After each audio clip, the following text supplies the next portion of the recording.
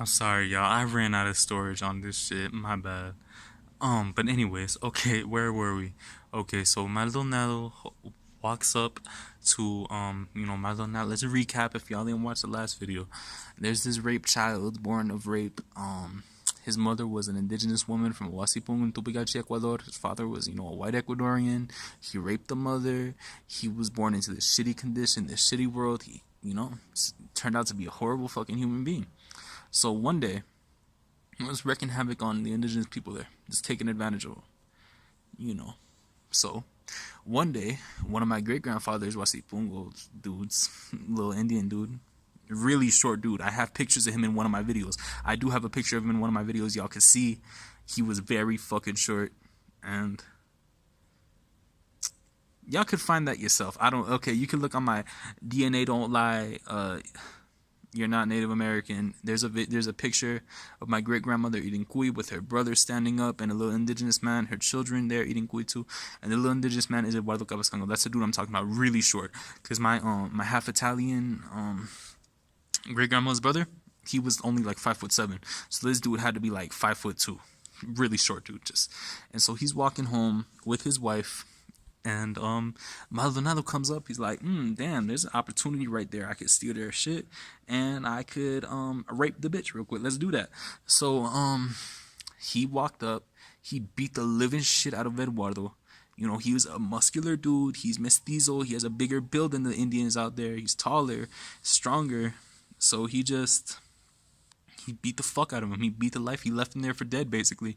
He kicked him in his fucking face, beat the fuck, just left him there bleeding. And while he was there bleeding on the floor after getting the shit kicked out of him, he started to rape his fucking wife. He held down his wife and he fucking raped the shit out of her. And stole all their shit. And this is the type of person he was. That's not the first time he did something like that. People knew him for that. He was fucking notorious. He was a real piece of shit. He did that all the time. So this is for all y'all who be like, mestizos and Indians, we one and the same, we one thing, all love. We don't. What do you mean that mestizos have been treating indigenous people horribly for hundreds of years? What do you mean that's not real? Because I'm raised in USA and I don't see that. So of course it didn't happen. It was all kumbaya for hundreds of years. And if there was any racism, that's just the Spaniards' fault. And shut the fuck up. You do not know. If you really got you go talk to your grandparents. You gonna hear some shit. You really are. So anyways, okay. A real piece of work, this Maldonado, So my great grandfather is just like, okay, this has to fucking stop. I'm gonna put in, because this is his Indian. This is an Indian that works on his Wasipungo. This is an Indian that works on his farm, who lives on his farm, and he's not gonna take this shit from Maldonado. So he came back and Eduardo beat the fuck out of his wife for getting fucked by the dude, for getting raped by the dude. He blamed her for that. And one quote that my grandmother always says is something that indigenous women would always say, and what they would say is, aunque me pega, aunque me mata, igual es mi esposo. Even if he hits me, even if he kills me, he's still my husband, and I will not leave him. That's basically what the whole quote means. So Indian women put up with a lot of shit. She put up with that. And she got blamed for being raped. How's it her fault that she was raped and he was beat the fuck out of him? How can he put that on her? But he did, and that's that's what it is. So okay, Maldonado, my great grandfather's like, I really gotta get this fucking piece of shit. And so the word is getting around that my great grandfather's trying to get Maldonado. He's trying to get him locked up. And Maldonado's like, oh really? So one of the people, another Wasipungo owner, who was also fluent in Quechua, so I don't know, he had to been Indian, so, or Cholo at least, whatever, he was fluent in Quechua too. So another Wasipungo, but he was an elder, he was like in his 60s, 70s. He was going home on his horse one day. Maldonado pulled up, he pushed him off the shit, he got him down, he started beating the fuck out of him, an old fucking man. Maldonado's like in his 30s, like early 30s, late 20s probably. He started beating the fuck out of him. He's like, you tell Patron, I'm coming for him. Tell him I'm fucking coming for him. Tell him he's fucking next. He left him there to fucking die. He's an old ass man. He left him there to die. He beat the fucking shit out of him. He left him fucking senseless. He left him there to fucking die, bleeding. Fucking, I don't know how he got found. Probably somebody found him and came. I gotta ask my grandpa more, but whatever. So so this dude, he lives. He comes back with the news from my great grandfather. He's like, he wants to kill you. He's gonna kill you. My great grandfather was like really good with the whip, like horse whip, I guess. My grandfather told me. He's like, he always had that shit on him, like he's strapped with it. He's like, I don't give a fuck. Let him pull up. I ain't scared. And it's got like a little metal bead at the end, so like to really fuck you up. If you're really good with that, you could really get fucked up with that. So so he's like, let him pull up. Let that little bitch pull up. Okay. So long story short, he did it. He eventually got arrested for all the fucking bullshit he's been doing. Just robbing people, killing their cattle, selling the meat, selling the leather, just raping indigenous women, treating people like he was a real piece of shit. And he got locked up. He got locked all the way to fuck up. Dude got he got killed in fucking prison. He got killed in motherfucking prison. And you know what happened when he got killed in prison? You know what happened when that news got around? All the Indians from all the fucking Wasipungos and Tupigachi celebrated. They all came together. They had a big old party, drinking chicha de jora, fucking eating cuy, happy as fuck, because this piece of shit was off the face of the fucking planet. A real fucking piece of shit. Like the devil incarnated, a real fucking sick human being. He was gone. He was erased. He was taken off the place of the planet. No more people would be suffering at his hands anymore. And that was a big fucking celebration. And I love that story. It's beautiful. It says so much. And you know how I feel about a lot of things. I mean, like, he was born to that. He was born a child of rape. He was born in this shitty condition. He became a shitty person. I feel like humans, like a lot of people want to blame people for how they turn out in life, what they turn out doing, if they're drug dealers, if they're in a gang. You really got to look at the environment. You really got to, like, we're just people. We're easily fucking influenced, And I don't know Maldonado's fucking story from his perspective, but I'm sure it couldn't be good. He was a child of fucking rape. I'm sure he's went through a lot of shit in his life too, in his short life. But he got taken off the earth because he was fucking cancer to it. And it's good that he got taken off the earth, but it would have been dead by now anyways. But yeah, piece of shit. I went so off track, and now this is a new video, but okay, those are like my 3 favorite stories from that time period, my grandfather's childhood in Ecuador. 1940s, 1950s Ecuador. So, yes. Now, there you go. And my grandfather's view on race is kind of like he never saw himself as an indigenous person. And like I said, well, of course not. He's a mestizo. That doesn't happen here. I know a lot of people in America, a lot of Mexicans and Central Americans, South Americans in USA are just like, yeah, well, I'm an indigenous person too. I'm indigenous too.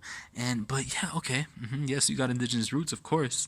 And who am I to tell you you're not indigenous? I'm just a castizo. I don't have a say in any of this, right? But no, if you come to Latin America, you're going to see that there is division between mestizos and indigenous people. Okay. That's just how it is. Okay. Most of our countries are majority mestizo and, minority or majority or like kind of equal on the mestizo Indian shit. So, yes, you got to understand that mestizos and indigenous people don't see themselves as one and the same here, and they haven't. And mestizos have been oppressing and treating indigenous people like shit. And I know that's not all for everybody. I know there's a lot of mestizos who help indigenous people throughout history. I know that, of course, de ley, of course.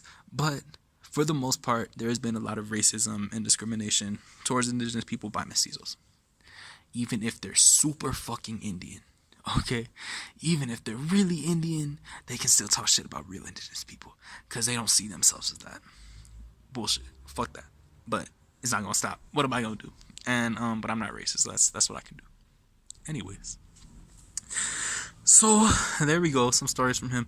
And like I said, we never talked about race in my family. But the first time that I ever brought up race with my grandfather, I was sitting with my grandmother. It must have been like 2014, 2013.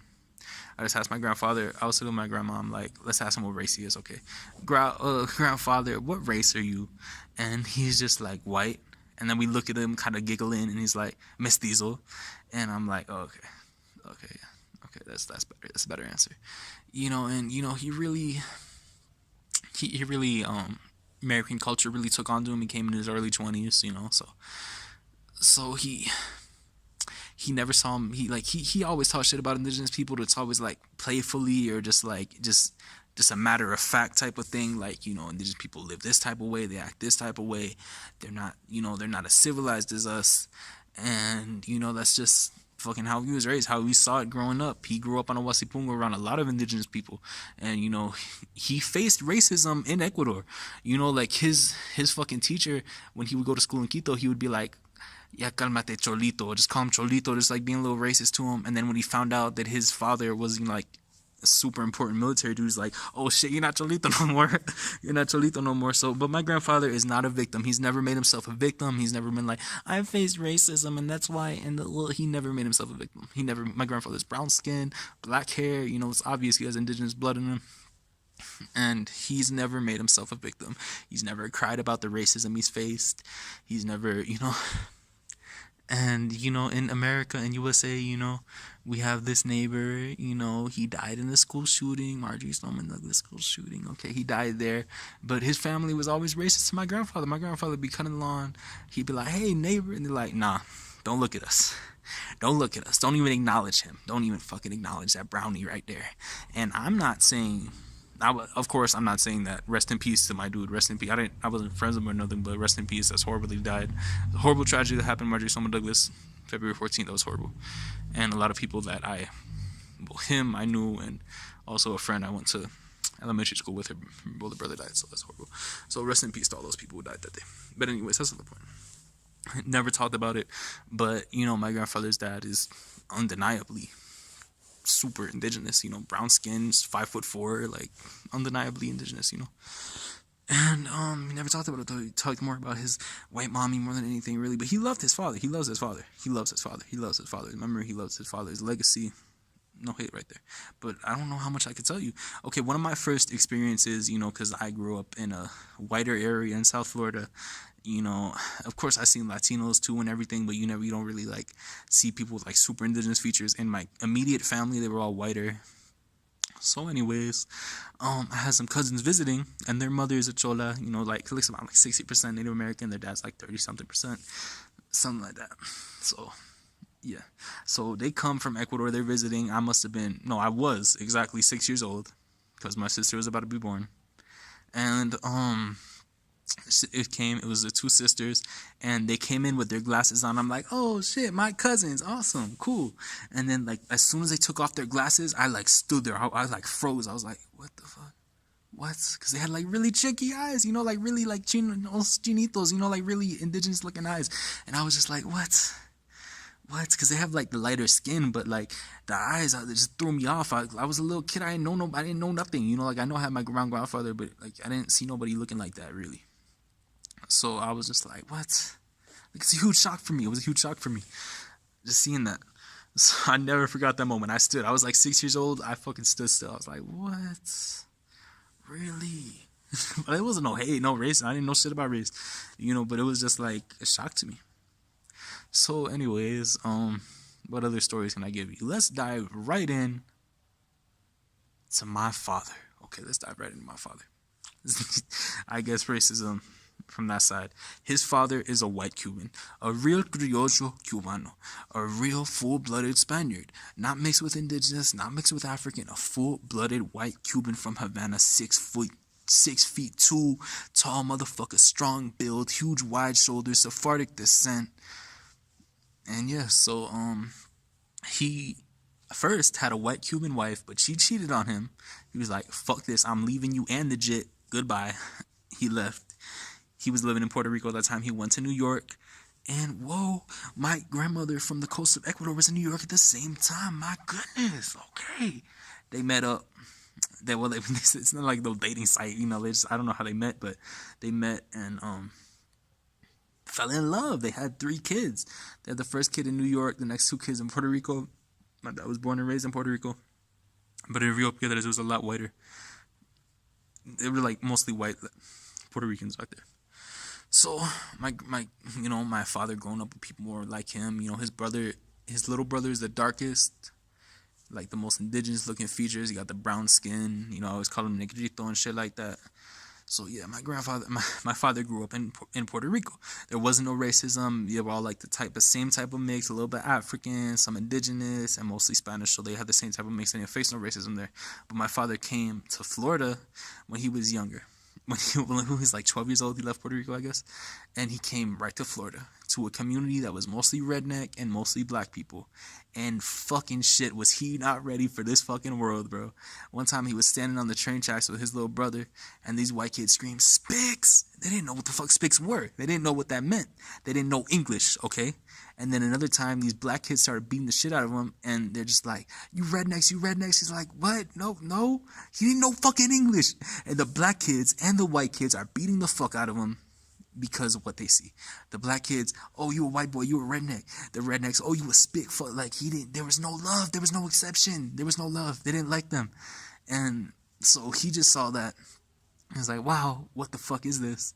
And like, he also remembers when he was very young, his white Cuban grandfather, he was just like laughing at him, just like, "They're little mestizos, no, little mestizos. Look at them, little mestizos." And my father just, he saw it like as a really offensive, like he could feel there was like some kind of like racism. He didn't know about racism, but he could feel it.